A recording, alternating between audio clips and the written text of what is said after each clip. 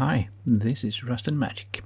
We haven't had a tips and tricks video for LightWave for some time, so I thought it was time to make a new one. Our first tool is for modeler, and it's the directory collapser. If let's say we have a number of objects, I'm just going to use 3. I can import them and I get 3 different objects. But let's say I want to merge all of these 3 or 300 objects into one single one. Well, there is a tool that is fairly good for this, that works even with many objects. So you can use merge them into layers, but only one at a time, so it takes a long time to do that. Instead, we would use the directory collapser tool. So let's see if we can find it here. There we are, LightWave Pro Tools Setup Directory Collapser. So here we have a path to where our objects are and a combined object location where it generates a file for all of this. So here we have the folder with the 3 objects. So we just pick that one and we pick a data file where we can store this stuff. This is just an external file where everything ends up, so it doesn't use up too much memory. I'm gonna select make layered object here in this case and click OK. And now we have those 3 objects merged into one single object, one object on each layer. Perfect. So this works, as I said, with thousands of objects if you want, because it uses an external file. So it won't run out of memory as long as the final result fits in memory for you. So that's a good one. Okay, let's go move back to layout. We have a tool called the image connections. It's under LightWave Pro Tools also. So if we click on that, we get a dialog box with a tree view, and here we can get all the images in our scene. And by opening up the node, we get to see what surfaces are actually using that image. So we can see a list of all surfaces using a specific image. Often it's not that easy to figure out where an image is used all over the place, so this is a very useful tool. I use it all the time, actually. And well, this is all it does. We have an open folder button that opens up a folder where the image is. It's actually very useful also. I use that all the time to find where the files are.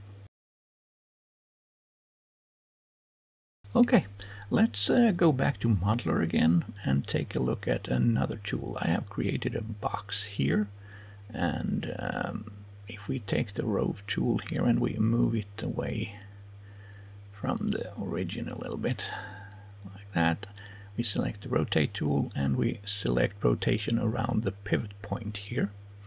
If I now rotate this, it will rotate around the center of the coordinate system at the origin.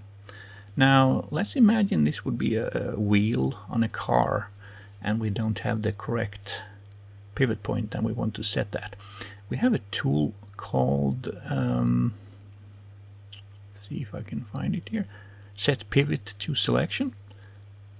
So we need a selection for doing that. So if we take our box and we select a polygon here, and we use the tool when we have this polygon selected here now. So let's find it again. Set pivot to selection. We click on that and we see in the yellow line down there what the pivot point was actually set to. It's set to the center of the selected polygon. So if this had been a wheel, we would set it to the center of that wheel, which would be a good thing if we want to rotate it.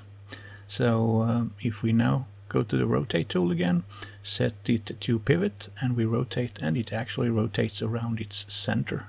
Then you don't need to mess around finding the exact center point. You get it exactly at the center. Quite useful tool. Okay, let's stay in Modeler and take a look at one final tool.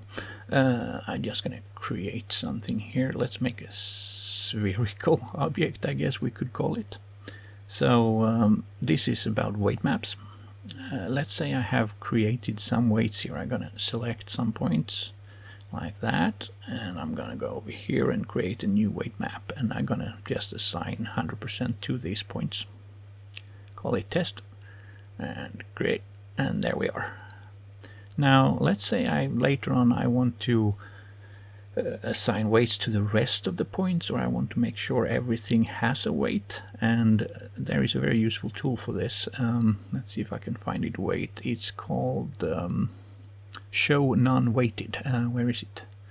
It should be here. There it is. Show non-weighted. If we click on that, boom, it's going to select every point that does not have a weight assigned to it. The ones that have a weight are unselected, and now we can now set a weight to this. It's quite useful. Well, that was all for today, so thanks for watching, and I hope to see you soon again.